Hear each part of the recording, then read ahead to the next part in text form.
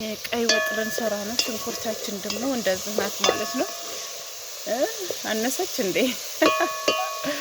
እናንተ እያሳቃችሁኝ እኮ ነው እንዴ? በሳቅ ልሞትባችሁ ነው ማለት ነው። ኮሜንታተሮች ፈታ ነው የምታደርጉኝ። ዘይት ደግሞ አራጋኝ አበዛሁት እንደውም ማለት ነው። አለኩልሃለን እና ዘና እያላችሁ መኖር ነው ማለት ነው። ዴት አባቱ አያችሁ፣ ዘይት እንደዛ እዛ መዳም ቤት 1 ሊትር ዘይት በቀን አልጠቅምሽ እያለ እየዋልሽ ነገ ጧት እዚህ መተሽ በሄደ እግርሽ በመጣ እግርሽ መልሰሽ እንዳትበለሽ ታለም ይልሻል ማለት ነው። እና ሽንኩርታችንን እናብስል፣ አብረን እንሰራለን ወጥ እንዳትሄዱ።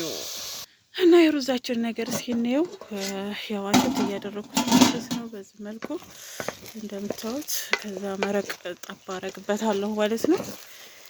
በመረቅ ነው የምሰራው። እንደዛ አርጌ እንትን ካልኩት በኋላ ያው እነ ሙያ ዘፍ እኔ እናንተ እህት የሀዲያ ሙያ ይለያል እያላችሁ የሀዲያ ሙያ ይለያል ይለያል። መረቃችንን እንደዚህ ወስደን ጨምርበታለን እላችኋለሁ። ቢስሚላህ ራህማን ራሂም። እናም እንደዚህ አርጌ ሊጨምርበት ጣዕም እንዲኖረው ማለት ነው። ሩዚ ከመረቁ እንደውም በመረቅ ብሰራው የበለጠ ስለሚጥም ማለት ነው። እና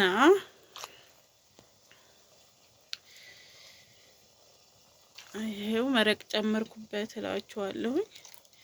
ለወጥ መስሪያም እንዳያንሰኝ።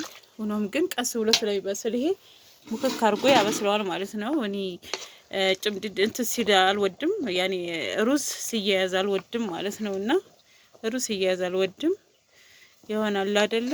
ብስል ብሎ በእንትን ሲሆን ነው፣ አንዳንድ ፍሬ ሲሆን ሀባ ሀባ። እና እዚህ ደግሞ ሽንኩርታችንን እያበሰልን ነገር መንገዳችንን ያው ይሄ ሽንኩርት በውሃ ካላበሰላችሁ አንዳንድ ጊዜ ቶሎ አይበስልላችሁም፣ በዘይት ብቻ ማለት ነው። ወላሂ ሰዓት ነው ይፈጅባችሁ። እንደውም ይሄ ድስት እንደ ኢትዮጵያ እንደ ሸክላው ድስት ነው ይሄ ማለት ነው። ምንድን ነው የሚባለው? ሲኒንጋል የሚባለው ብረት ድስት ልክ እንደ ሸክላ ድስት ነው። በቃ እንደ ከጋለ በደንብ ነው የሚጠብስላችሁ እና በጣም ነው እኔ የምወደው ማለት ነው። ትንሿን እገዛለሁ ብያለሁ ኢንሻአላህ።